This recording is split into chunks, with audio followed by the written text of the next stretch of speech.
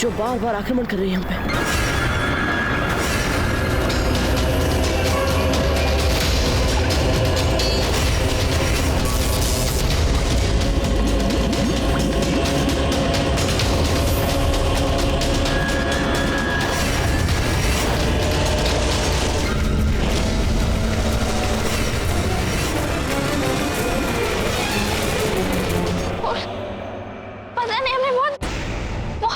सपना देखा, बहुत डरावना सपना। हमें ऐसा लग रहा था कि हम पानी में डूब रहे हैं और सांस लेने के लिए छटपटा रहे हैं। बहुत विचित्र। इस समय आप इस कक्ष में पानी में नहीं डूब रहे। हो सकता है कि आंखें बंद करते कुंवर प्रताप के साथ अपने विवाह की प्रसन्नता में आप सागर में डूबने का अनुभव कर रहे हो कि विवाह के बाद कुंवर प्रताप आप पे इतना स्नेह बरसा रहे, इतना प्रेम बरसा रहे कि आप उस प्रेम के अथाह सागर में डूबने लगी। ईश्वर, और सभी सकुशल। अजब देख, अब स्वयं नहीं डूब रही हैं तो कुंवर प्रताप को डुबाने लग गई आप। ये कुंवर प्रताप है, कुछ नहीं होगा उन्हें। अजब देख, अब आप किसी नई कल्पना में मत डूब जाइए। स्वयं भी दुखी होंगी और हमें भी दुखी करेंगी आप। चलिए अब सो जाइए आप।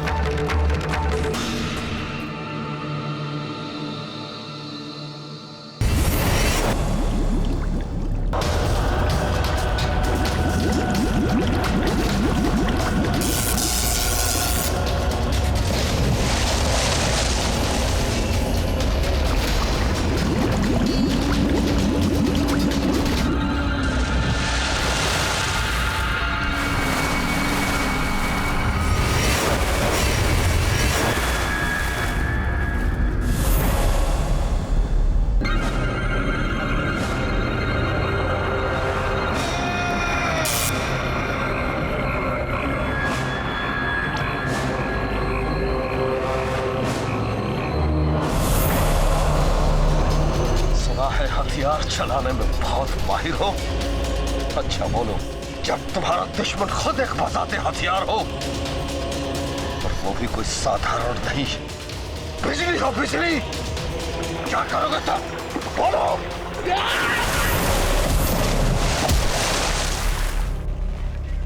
चलो भाई, घोड़ों ने तो खाना खा लिया। हाँ भाई, ये तो छोड़ो, राणा जी ने एक भी घर नहीं छोड़ा, सबको निमंत्रण पत्र पहुंचा दिए हैं। अरे निमंत्रण पत्र तो बाद में भिजवाए थे, बाबूजी राज ने बहुत पहले ही सबको आमंत्रित कर दिया था।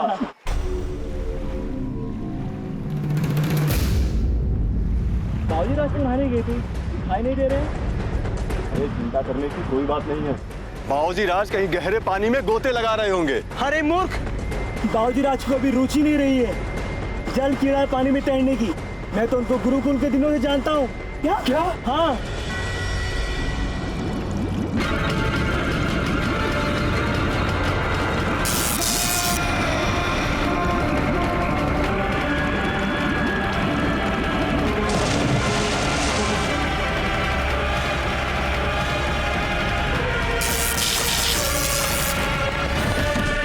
इसमें तो भयानक ऊर्जा है, इसमें तो असंभव है तैरना। अरे कुंवर प्रताप पे जानलेवा हमला हो रहा है। चलो महाराज जी को सूचना देते हैं। चलो।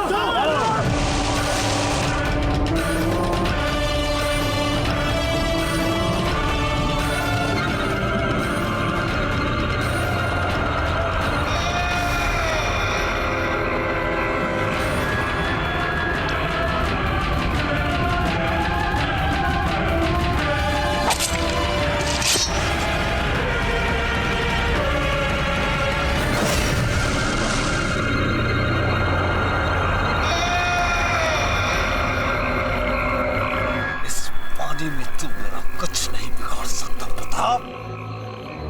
ये मेरी दुनिया है, एक उम्र गुजारी है इसमें मैंने।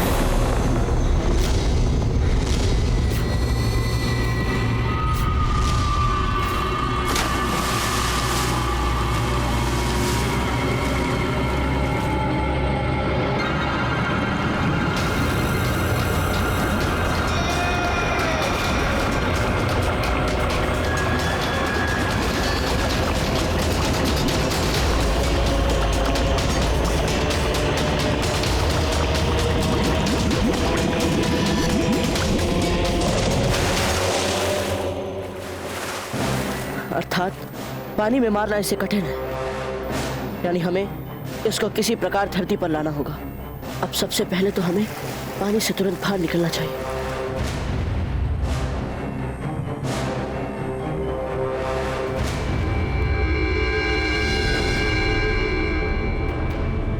हे एकलिन जी, हम महामृत्युंजय का जाप करने जा रहे हैं कुंवर प्रताप की रक्षा के लिए।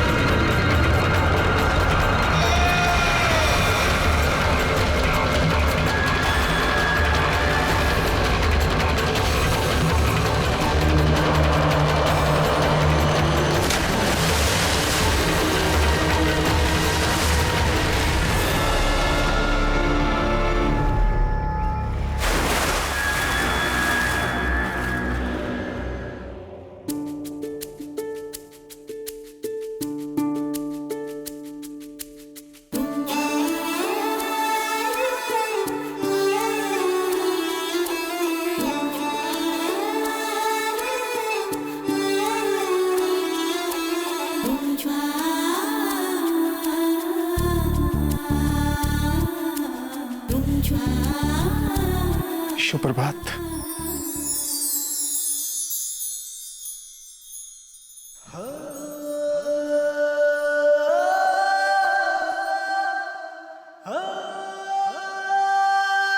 आप कब आए? हमें तो पता ही नहीं चला। एक बात कहें जयवंताबाई जी, जीवन में चुराए हुए क्षण ही बहुमूल्य क्षण होते हैं। अगर आज हम यहाँ राजकीय घोषणा के बाद आते हैं तो आपके इस अद्वितीय सौंदर्य को, आपके इन भीगे गीले बालों के नैसर्गिक घटा को, कंधे से फिसलते इस आंचल की ऊष्मा को भला कैसे देख पाते हैं? ठीक कह रहे हैं ना?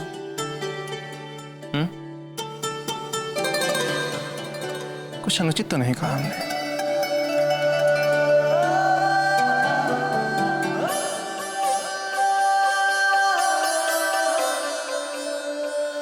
अनुचित तो नहीं, किंतु अप्रत्याशी और असमय कहाँ है? कैसे? कुंवर प्रताप अभ्यंग स्नान करके आ ही रहे होंगे और विनायक स्थापना की तैयारी करने हमें, और आप हैं। भूल हो गई हमसे जयवंताबाई जी, क्षमा कर दीजिए।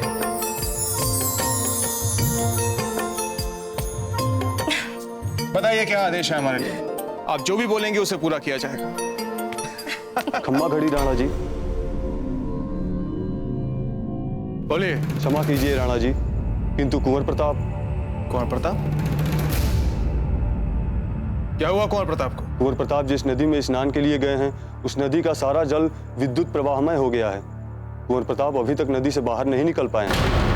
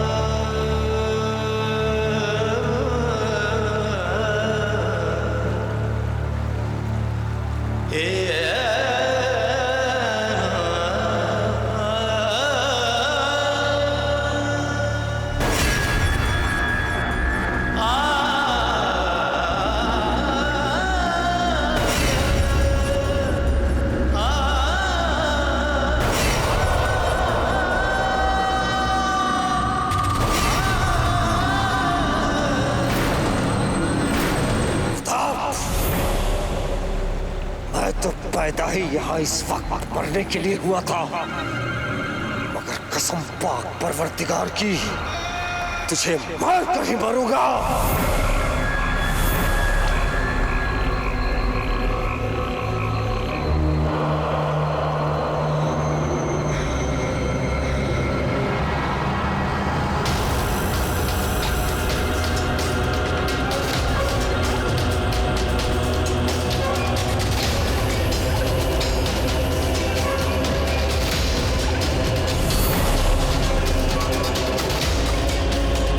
आश्चर्य है, अब हमें कोई विद्युत तरंगों वाले झटके नहीं लग रहे इससे।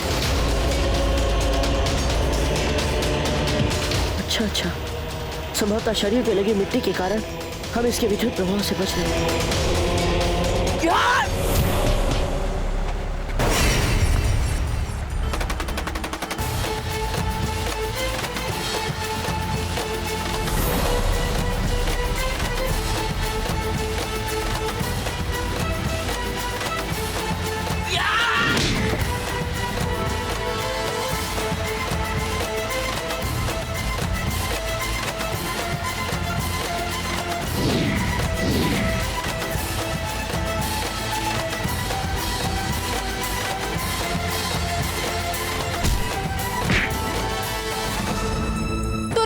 शाला का द्वार खोलो, घोड़ों को तुरंत तैयार करो। राणा जी किसी भी क्षण निकल सकते हैं। महल के द्वार खोलो जल्दी। सुबह सुबह महल में इतनी भागदौड़, क्या बात है? महारानी जी, कुंवर प्रताप किसी भयंकर दुर्घटना का शिकार हुए। अच्छा,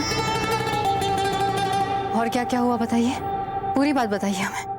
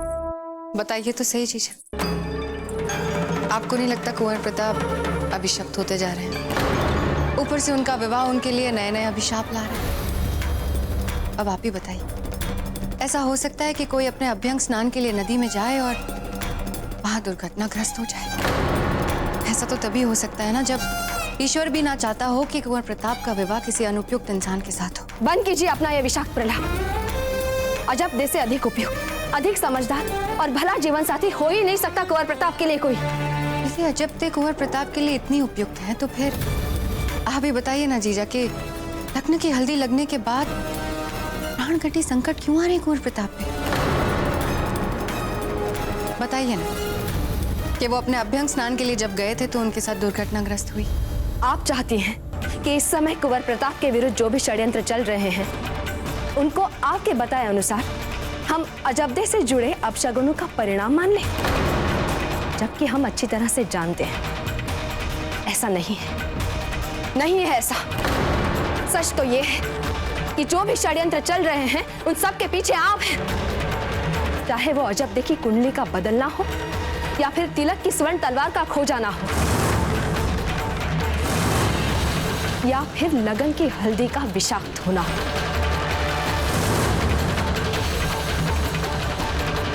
एक बात समझ लीजिए धीर भाई जी, यदि नदी पे हुए प्राणघाती आक्रमण के पीछे हमें आपके हाथ दिखाई दिए तो हम चुप नहीं बैठेंगे।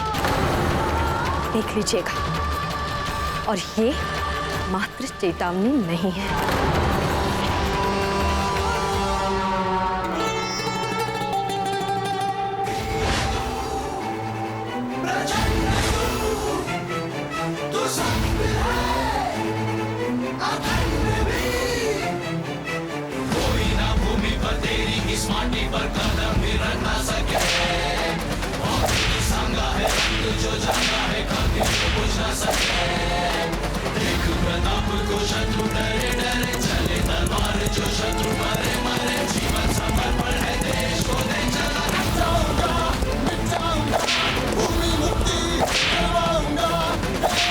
बाजीराज! कुंवर प्रताप!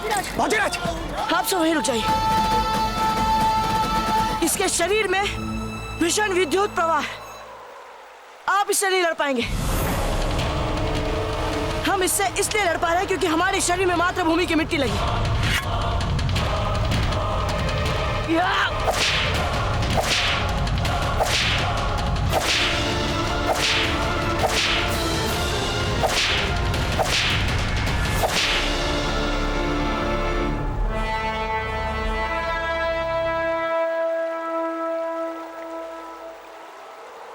लगता है हमने तुम्हें मार मार के तुम्हारी सारी विद्युत ऊर्जा निकाल दी है।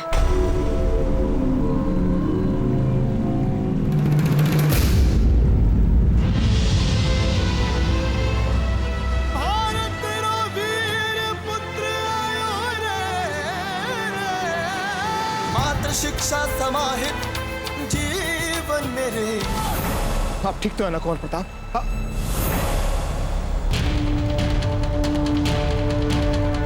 हम ठीक है दादा। रावत जी, कुंवर प्रताप के लिए तुरंत राजवैद्य जी को बुलाया जाए। राणा जी, हमने यहाँ आते ही राजवैद्य को सूचित करवा दिया था, वो किसी भी क्षण यहाँ आते ही होंगे।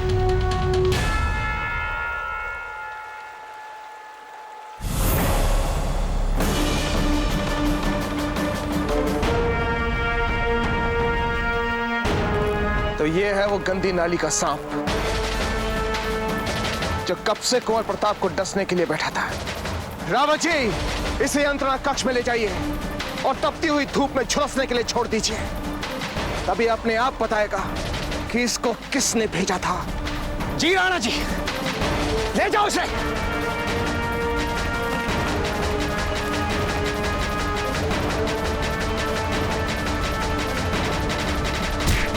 रावत जी!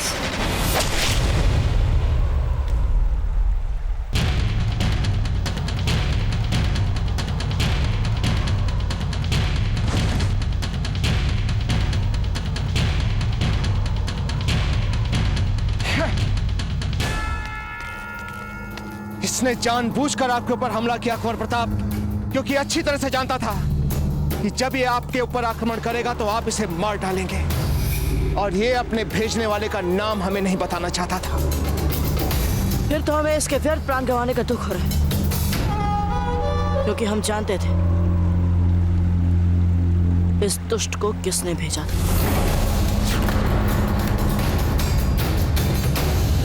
ये आप क्या कह रहे हैं कुंवर प्रताप? क्या उसने आपसे कुछ कहा था? कहा तो नहीं राजीराज, किंतु अपनी त्वचा की दुर्गंध दबाने के लिए इसने गुलाब के इत्र की सहायता ली थी।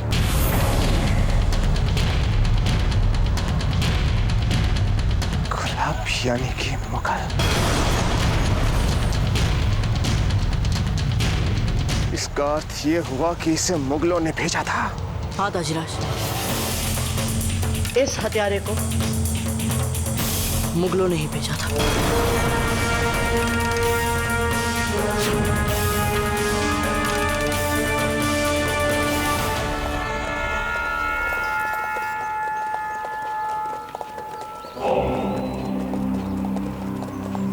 नासिर, कौन है ये लोग?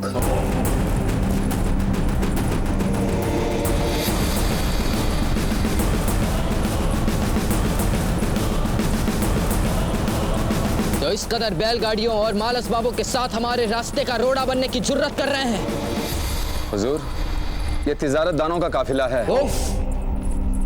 हटाओ इन तिजारतियों को नासिर, खदेड़ के रख दो सबको। हमारे फौज की रफ्तार कम नहीं होनी चाहिए नासिर। जी हुजूर। सैनिकों, खदेड़ दो तमाम तिजारती काफिलों को। शहंशाह हिंद को इंतजार करना पड़ रहा है। हटाओ सबको रास्ते से।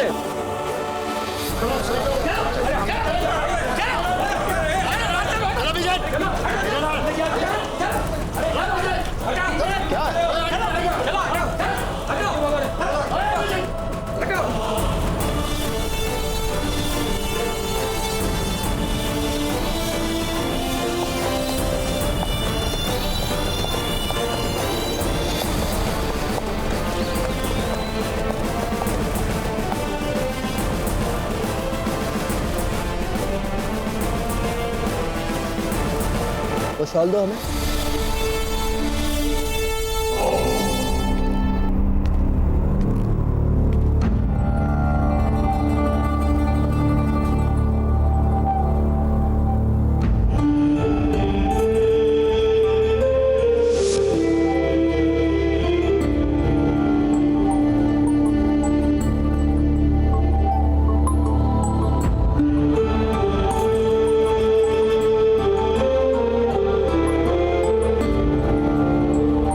बात है अम्मी जान,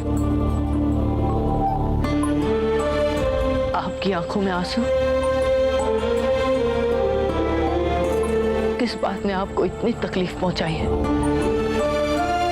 हमें भी तो पता चले कुछ। देखिए ना जलाल, बदकिस्मती से हमसे हमारी खास पसंदीदा शॉल फट गई।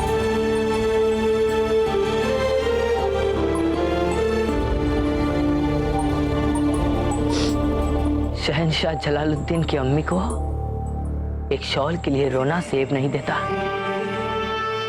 हम ऐसी शॉलों से आपका पूरा महल भर देंगे अम्मी जान। नहीं जलाल, ये खास शॉल है।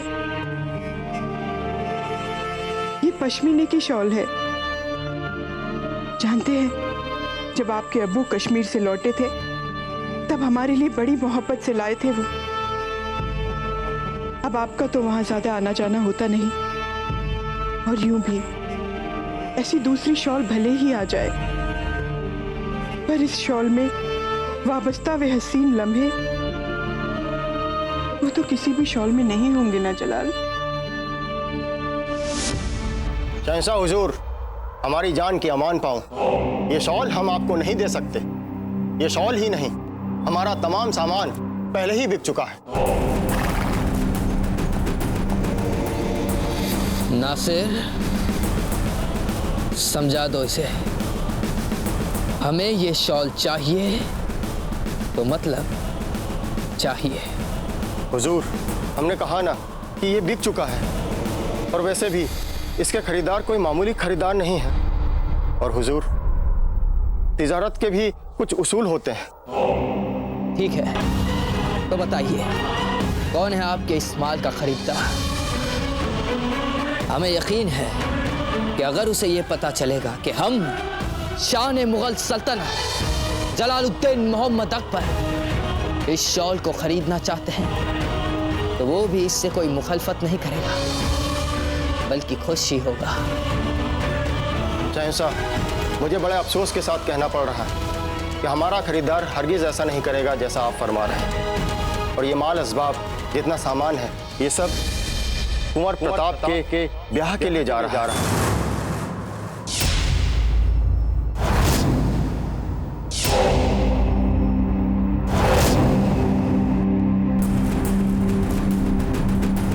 क्या प्रताप शादी कर रहा है? बेवकूफ, मैं जरा सा भी अपनी जिंदगी से प्यार होता तब तुम ये नाम हरगिज शहंशाह के सामने लेने की जुर्रत नहीं करते। नहीं नासिर, नहीं, कुछ नहीं करेंगे आप इसे। ले लो, इस शॉल को भी ले लो।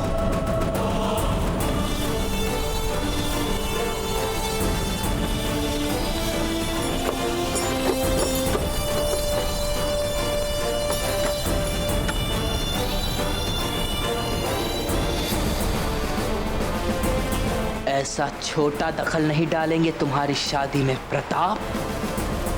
तुम्हारी शादी में तो तुम्हारी मुकम्मल बर्बादी का जश्न मनाएंगे हम।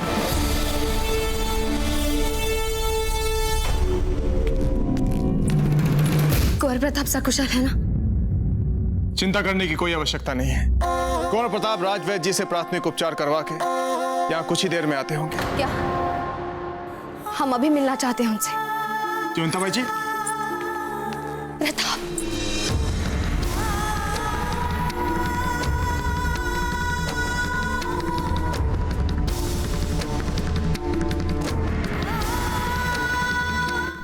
रानी माँ कुछ नहीं हुआ है, तुम एकदम ठीक। जयवंताबाई जी, चिंता की कोई आवश्यकता नहीं, साधारण सी चोटें हैं। कुंवर प्रताप ने न केवल उस आक्रमणकारी हत्यारे के आक्रमण से स्वयं को बचाया है, अंत में उसे मार भी डाला है। बस अब हम यही चाहते हैं कि कुंवर प्रताप अपने विवाह के ऊपर अपना ध्यान केंद्रित करें। नहीं राणा जी, जब तक हम ये पता ना कर ले कि इस आक्रमण के पीछे कौन है, हम चैन से नहीं बैठ सकते। कुछ नहीं रानी माँ, जब वे मुगल हमारा सामना नहीं कर पाते हैं तो फिर कायरों की भांति पीछे से वार करने वाले हथियारों को भेजते हैं। आप चिंता ना करें, आमने सामने के युद्ध के लिए मुगलों को भी बहुत समय लगेगा अपनी बिखरी शक्ति संभालने के लिए। आइए विनायक स्थापना के स्थल चलते हैं।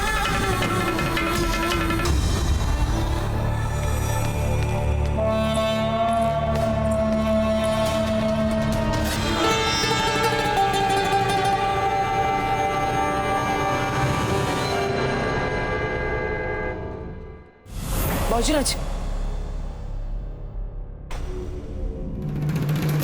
देखिए इन सभी घावों और खरोचों को उपयुक्त रूप सज्जा सामग्री की सहायता से छिपा दीजिए ताकि ये किसी को दिखना नहीं चाहिए। बाजीराज जी, आप क्या कर रहे हैं? क्यों औषधि लेप को रहने नहीं देते घावों पर?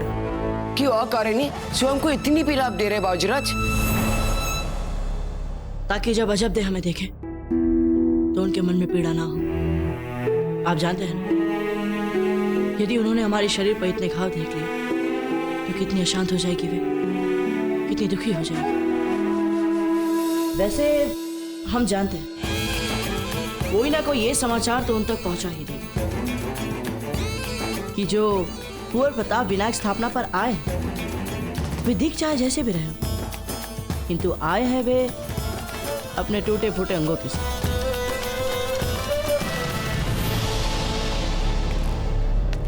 ये आप क्या कह रही हैं धीर भाई जी? सेंथिल महल में कुंवर प्रताप पर हमले के समाचार को भेजने का अर्थ होगा वहां सबको चिंता में डाल देना। विशेषकर जब देखो। नहीं धीर भाई जी, हम ऐसा नहीं कर सकते, इसलिए हम चाहते हैं कि इस विषय को यहीं पर समाप्त कर दिया जाए। राणा जी, इस विषय को समाप्त करने से कुंवर प्रताप के प्राणों पर जो संकट आया है वो तो समाप्त नहीं हो जाएगा।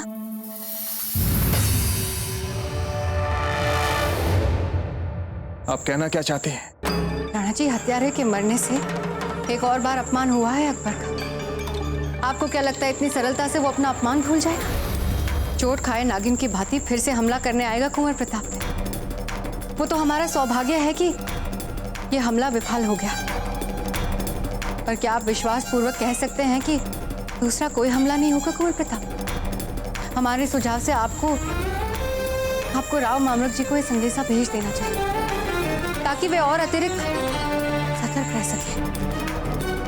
यदि आप अनुमति दे तो हम राव मामलक जी को ये संदेशा भिजवा देते हैं, केवल राव मामलक जी को और किसी को नहीं।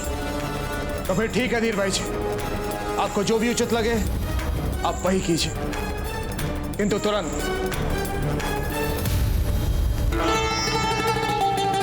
अवश्य राणा जी, अब दिखाते हैं जीजा कैसे नहीं होते आपके प्रताप के विवाह में अपशकुन। प्रताप पर प्राणघाती आक्रमण का समाचार सुनने के बाद रोक नहीं पाएंगे अजब दे स्वयं। और लगन की हल्दी लगाने के बाद लड़की का अपने घर से चौखट लाना, ना ना, इससे बड़ा अपशगुन क्या हो सकता है जीजा। ओम मंगलम भगवान विष्णु मंगलम गणध्वजा मंगलम पुंडरीकाक्षो मंगलाय तनोहरि गुरुर् ब्रह्मा गुरुर्विष्णु गुरुर्देव महेश्वरा गुरु साक्षात् परब्रह्म तस्मै श्री गुरुवे नमः। अखंड मंडलाकारं व्याप्तं येन चराचरं तत्पदं दर्शितं येन तस्मै श्री गुरुवे नमः।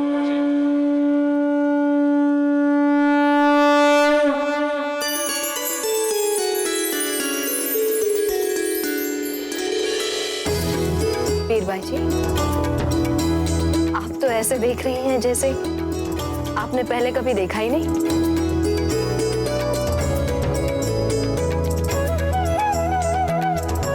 हम बताएं, विनायक स्थापना का औचित्य। विनायक स्थापना अभी क्षण की बात होने वाले सभी वैवाहिक संस्कारों के लिए आदिदेव गणपति जी का आशीर्वाद प्राप्त करने के लिए की जाती है, ताकि विवाह के हर चरण पर हम सबको गणेश जी का आशीर्वाद मिलता रहे। ये सब कुछ बताने के लिए आपका बहुत बहुत आभार। आप पंडित जी की मदद कीजिए, हम आते कुछ ही क्षणों में। जी। गुरु ब्रह्मा गुरु विष्णु गुरुदेव महेश्वरा गुरु साक्षात् परब्रह्म तस्मै श्री गुरुवे नमः। सुपारी।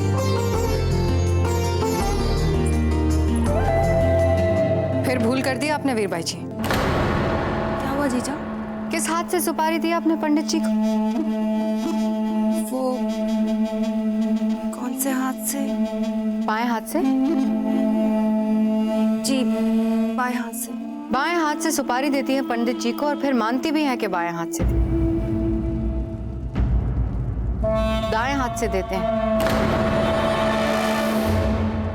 कहाँ उलझ कर रह गए थे राणा जी? जयवंता बाई जी कुछ आवश्यक पत्र लिखवाने थे, इसलिए देर हो गई। पान का पत्ता। अब ये पान के पत्ते आपने धरती पर रखकर अशुद्ध कर दिए, लेकिन हमें आश्चर्य इसलिए हो रहा है कि अभी अभी आपका विवाह हुआ है और आपको कोई संस्कार ठीक से याद नहीं। विनायक स्थापना का महत्व, औचित्य, विधि तक आपको याद नहीं। इसमें इनका कोई दोष नहीं है पंडित जी।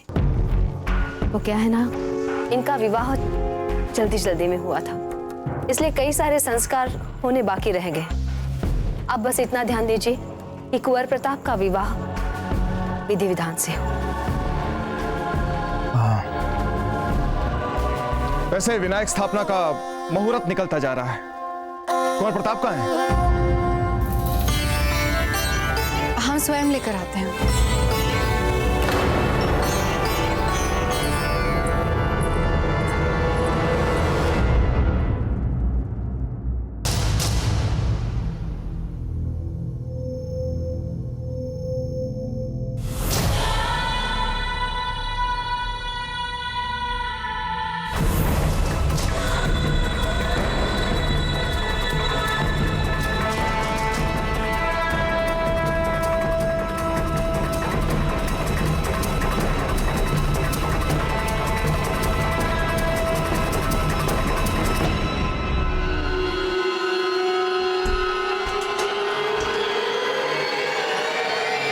जाओ। कौन हो तुम?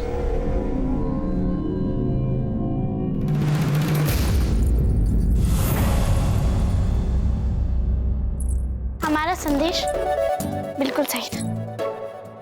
आप अपने ऊपर होने वाले दूसरे संभावित प्राणघाती आक्रमण के लिए सजग हैं।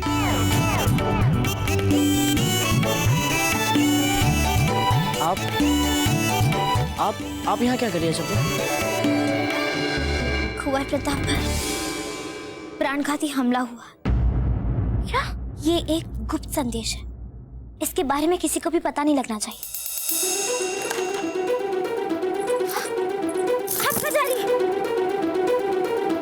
कुंवर प्रताप के पास हम उन्हें देखना चाहते हैं, हमसे रहा नहीं जा रहा है। अच्छा क्या पागल हो गई है क्या? आपको लगन की हल्दी लग चुकी है और आपको पता है ना, लगन की हल्दी लगने के बाद यानी वर और वधू विवाह पूर्ण मिले इसे वर्जित माना जाता है, अपशगुन माना जाता है।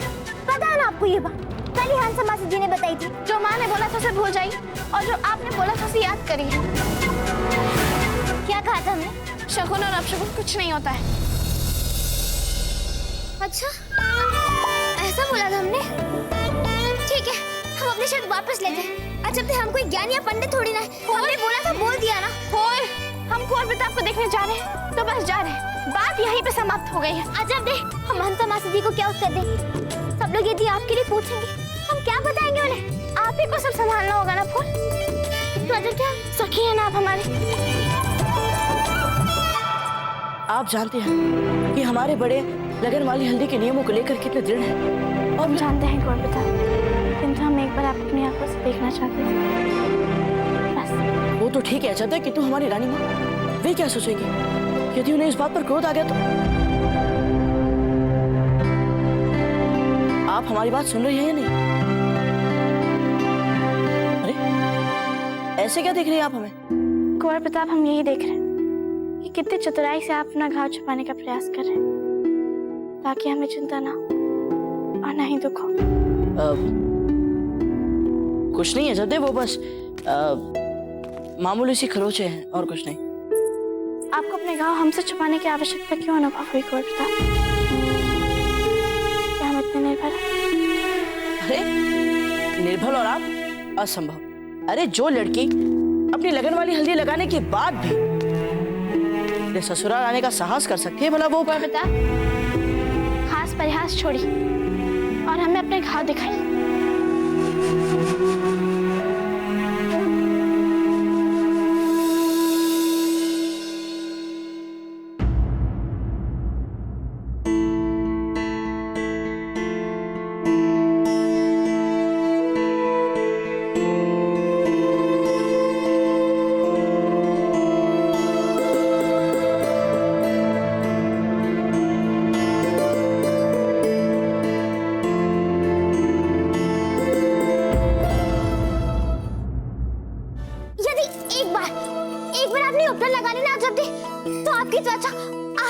खिलखिला जाएगी और ऐसे लगेगी कि जब अपने आप को स्वयं देखेंगी दर्पण में तो आप अपने आप को पहचान नहीं पाएंगी। आप चकित रह जाएंगी। नहीं, चकित नहीं, आप विस्मित हो जाएंगी। हाँ, विस्मित हो जाएंगी। अजब दे कब जाएंगे स्नान के लिए? अजब दे, अब तक क्या अपने उपटा नहीं लगाया? अब स्नान के लिए कब जाएंगी? देखिए, हंसा मासी जी को बुरा लग रहा है उन्हें। हंसा मासी जी, बस थोड़ा समय और लगेगा। वो क्या है ना, अजब दे घबरा रही है, हम उन्हें समझा रहे हैं। अजब दे घबरा रही है और हम उन्हें समझा रहे हैं। चलिए शीघ्र उपटन लगा लीजिए। अरे वाह दी, आपने तो कमाल कर दिया। अभी खेलते हैं।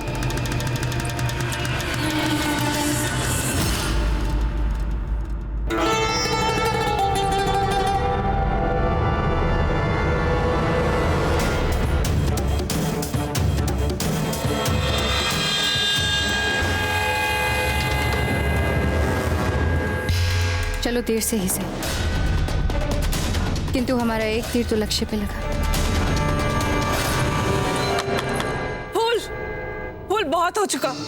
अजब दे, बाहर निकलिए। अजब दे, बाहर आइए। आपकी लाडली बाहर तब आएंगी ना जब वो भीतर होंगी। क्या? फूल, द्वार खोलिए। हम जानते हैं कि अजब दे अंदर नहीं है। क्या कह रही हो? फूल द्वार खोली। फूल,